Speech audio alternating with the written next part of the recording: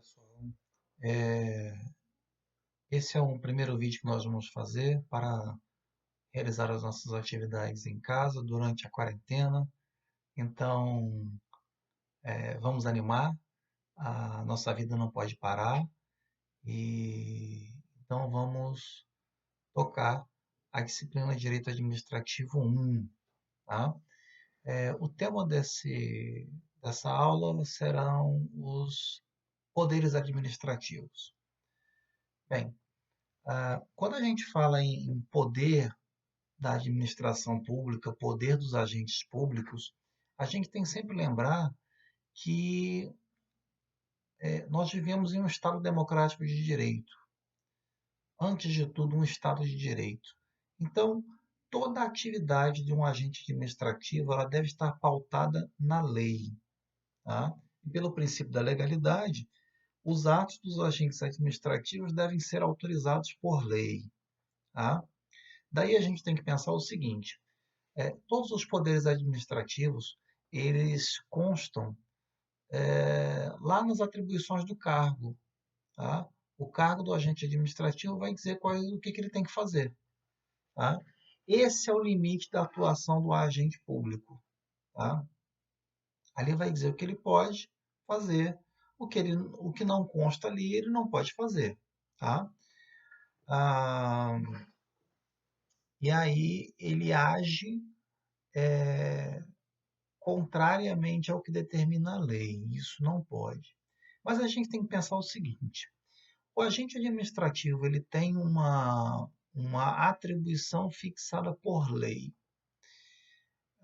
Nós temos sempre que pensar que essa atividade do agente público ela não está ali por um acaso, ela não está ali por uma opção dele exercer aquela atividade, mas uma vez que ele tomou posse do cargo, uma vez que ele está investido no cargo, ele não tem apenas o poder de fazer aquilo, mas ele tem um dever.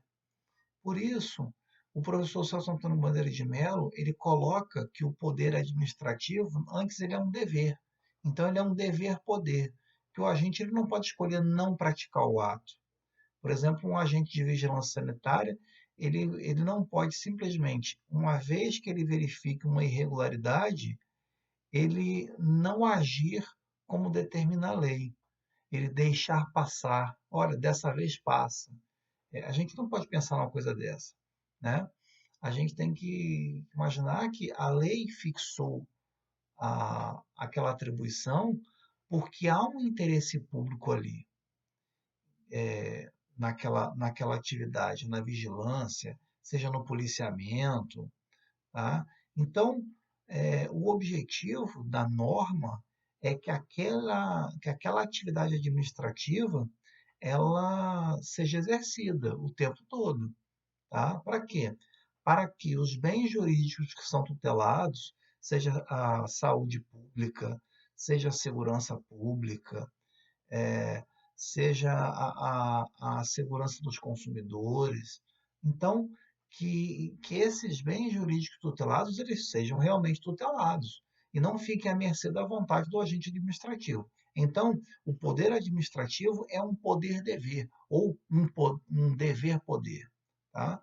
É isso que a gente tem que ter em mente sempre. Bom, só que quando a gente fala de uso do poder, a gente tem que falar também de abuso de poder. Tá? E o agente ele vai agir com abuso de poder quando nós temos duas formas de abuso de poder. Nós temos o excesso de poder, tá? Que é quando o agente público ele, ele age dentro das suas atribuições, mas além daquilo que se espera dele. Tá? Ele exerce o abuso de poder na modalidade excesso de poder quando ele exerce as suas atribuições do cargo. Tá? Por exemplo, eu tenho um agente de vigilância sanitária que ele faz uma fiscalização, só que quando ele faz aquela fiscalização, ele excede aquilo que se espera. Né? Por exemplo, ele, ao invés de tão somente aplicar uma multa e apreender mercadorias, ele fecha o estabelecimento. Então, ele age desproporcionalmente à medida que se espera, então ele comete um abuso de poder. Tá? Nós temos também o abuso de poder na modalidade desvio de poder. O desvio de poder ele vai ocorrer quando o agente administrativo ele sai das suas atribuições do cargo e pratica atos de autoridade que não lhe competem. Tá? Por exemplo, um, um, um auxiliar administrativo que ele começa a fazer vistoria nos pertences das pessoas, nas bolsas, na entrada da repartição pública. Isso não é atribuição do cargo dele, né? E, e ele não está ali para isso. A atividade dele não é essa. Não é uma atividade de policiamento, né? Então ele extrapola, ele vai além daquilo que as atribuições do cargo dele determinam, então ele comete também um abuso de poder. Bom,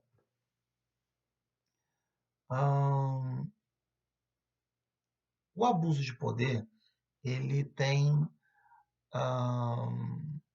efeitos, tá? E esses efeitos, quer dizer, quais são as consequências quando eu encontro um abuso de poder? Primeiro, a primeira via que eu tenho para tentar combater esse abuso de poder é a revisão do ato administrativo, via administrativa, né? Então, eu recorro até o superior hierárquico daquele agente público e aí eu peço que aquele ato seja revisto. Olha, esse ato foi praticado com abuso de poder, contrário ao que diz o ordenamento jurídico, ou às vezes até contrário com o que determina a Constituição, e por conta disso eu quero que o ato seja anulado. Ou a segunda opção é pela via judicial. Pela via judicial, a gente tem as opções do mandado de segurança, né? Que ele serve para combater uma ilegalidade ou abuso de poder cometido quando não cabe habeas corpus ou habeas data. Tá? A gente tem a ação civil pública que pode ser usada, e aí nós temos lá os legitimados, né? O Ministério Público e a Defensoria Pública e uma associação com mais de um ano de constituída.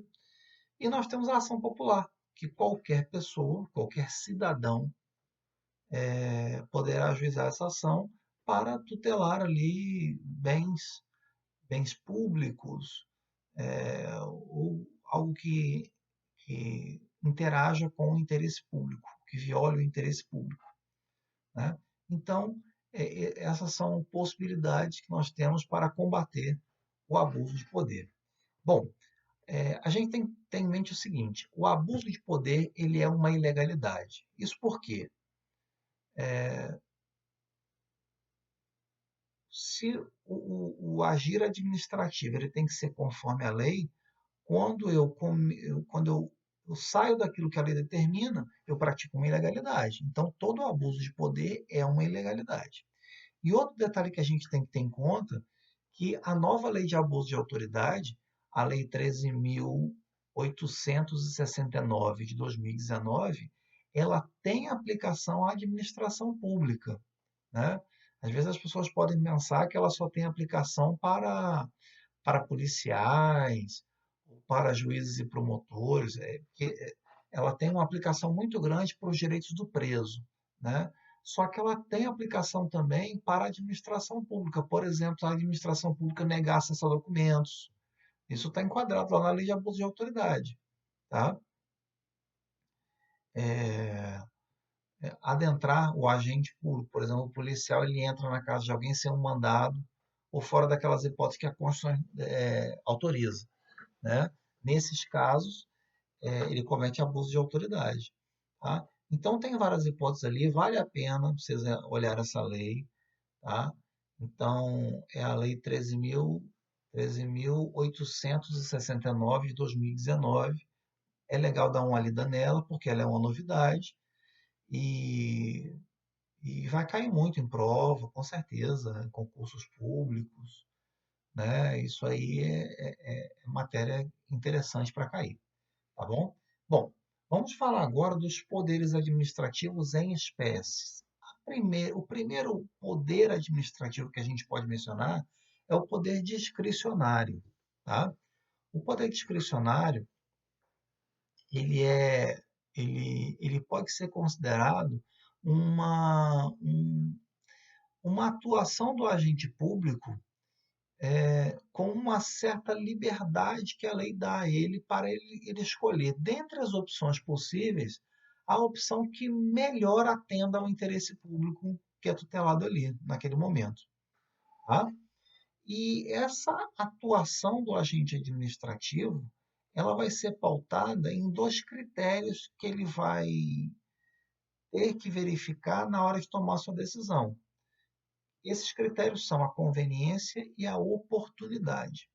A conveniência consiste na, em sabermos se aquele ato a ser praticado ele vai ser uma boa coisa. Vamos colocar assim: o ato é conveniente. Ele é conveniente quando? Quando ele atende interesse público, por exemplo. Tá? Ele é conveniente quando ele atende o interesse público. A gente fala assim: poxa, isso aí vai ser uma coisa bacana, isso vai ser legal, isso vai ser bom. Tá? E aí, a oportunidade, o critério oportunidade, ele tem a ver com o momento adequado para a prática do ato. Por exemplo, a administração pública, ela, ela, ela resolve fazer uma contratação, tá? Porque ela identifica que ela tem uma necessidade, tá? Isso é conveniente. Então, essa compra vai atender uma necessidade que eu tenho. No entanto, e abre o processo licitatório. Durante o processo licitatório, ela verifica, por exemplo, que nós estamos no momento aí dessa pandemia que está deixando todo mundo em casa, tá? E aí a administração verifica o seguinte: olha, lembra daquela compra que eu ia fazer? Aquilo ia ser uma coisa bacana. Só que agora as repartições públicas elas estão fechadas, tá? Vamos supor que, por exemplo, essa compra seria para atender a uma demanda na Secretaria de Educação. Só que nesse período agora as escolas estão fechadas. Então ele verifica o seguinte: olha, essa compra que a gente ia fazer agora ela não é adequada, por quê? Até porque, primeiro, eu tenho que gastar dinheiro com outras coisas, porque nesse caso aí de calamidade pública, existem outras necessidades que são muito mais urgentes que precisam ser atendidas. E como agora houve esse recesso, vamos colocar assim, as aulas foram suspensas, aquela necessidade que era para agora, ela não é mais para agora, ela vai ser para um outro momento. Então, o que o administrador pensa? Olha, essa compra ela não é mais oportuna, ela continua sendo conveniente, mas não é oportuno, não é o momento de a gente fazer. A gente pode esperar 6 meses para frente, a gente pode esperar para fazer essa licitação para essa mercadoria chegar no início do ano que vem. Tá? Por quê? Não é oportuno essa compra agora. Tá? Então, só para a gente ter uma ideia desse poder discricionário que o agente administrativo tem. Só que a gente tem que pensar que essa discricionariedade do administrador, ela não é uma, uma carta branca para ele. Tá? Essa, essa liberdade que o agente administrativo tem para praticar o ato, nós não podemos considerá-la como uma liberdade total. É uma liberdade, mas é uma liberdade controlada. E os limites dessa